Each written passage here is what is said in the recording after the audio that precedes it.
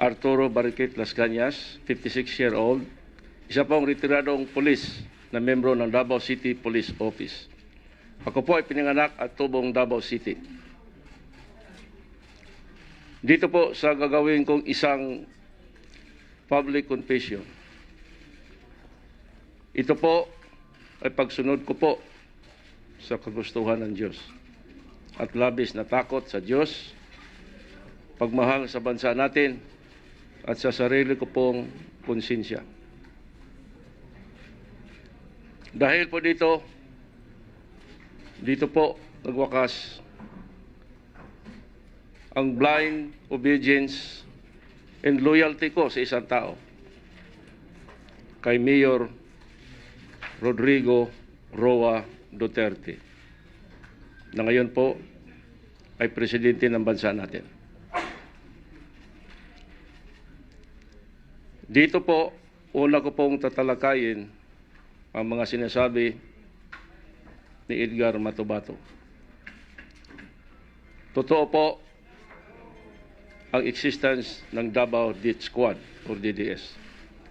Si Edgar po ay isa sa membro namin at isa po ako sa pasimuno nito. Ang pag-umpisa po ng Davao Death Squad, before po ito nag-umpisa, sa una pong pag-upo ni Mayor Duterte bilang mayor ng Davao City, ay nag-umpisa na po kami na tinatawag ng salvaging ng mga tao. Ito po ay mga suspect na gumagawa ng krimen sa Davao about illegal drugs. Na-implementa na po namin ang personal po na utos ni Mayor Rodi Duterte sa amin. Lumabas po ang pangalan na Davao Death Squad nung ni-raid namin yung isang drug den sa Bacaca Heights, Davao City. Dito po, ang City Director ng Davao, kung hindi ako nagkakamali, ay si Colonel Isidro Lapina. Dito po nataasan si Major Ildefonso Asintista na mag-compose ng grupo na gagawa ng assault dito sa bahay ng isang Alan Tancio na believed to be a drug lord. Nag-compose po kami ng grupo. Ako po, si Major Asintista, SPO3 Jerry Baguhin, SPO4 Paulincio Pabo, SPO1 Jim Tan, SPO1 Junito Ubales, at may iba pa po.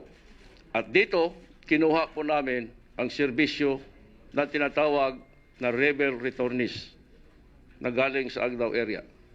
Ito po ay lead by one Chris Lanay. Nitrain po namin sila sa pag-assault sa bahay na yon doon po sa Laod Quarry, lead by SPO4 Bin Laod. After 5 days of training, ni-raid namin yung bahay ni Alan Tancio, lead by Chris Lanay at saka yung mga dating rebel returnees ng New People's Army. Dito po napatay ang katulong ni Alan Tancio.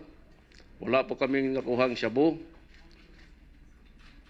At dito nag-umpisa ang Davao Death Squad. Dahil po may iniwan kaming note na ito wag pamarisan, and then nakalagay doon Davao Death Squad. Ito po ang umpisa.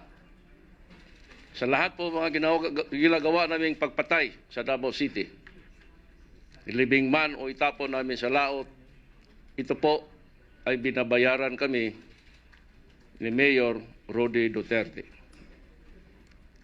Kadalasan 20,000, minsan 50,000, at depende po sa status ng target, minsan 100,000. Ako po ay tumanggap ng allowance galing sa Office of the Mayor ng matagal ng panahon. Tumanggap ako ng 100,000 pesos. Una ko pong tatalakayin yung sinabi ni Edgar Matubato noon sa Senado.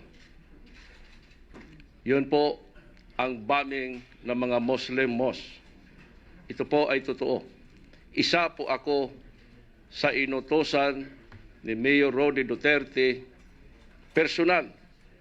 Ako, si Major Makasait,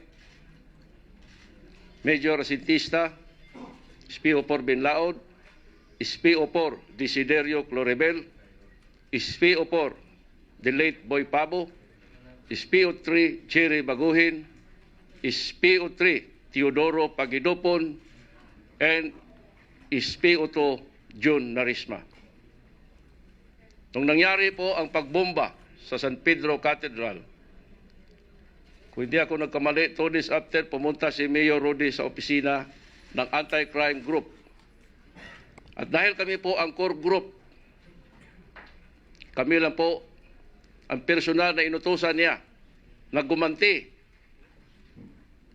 sa pagbomba ng San Pedro Cathedral sa pamamagitan ng pagbomba sa mga Muslim mosques na within the EOR of Davao City. Hinati po ang grupo namin sa 3 group with the support of the Rebel Returnees Group. Ang grupo ko po ay pinangunahan ni SPO4 Dick Loribel, ako, si SPO4 Boy Pabo, at isang RRA o Rebel Returnee na tinatawag namin na Force Multiplier.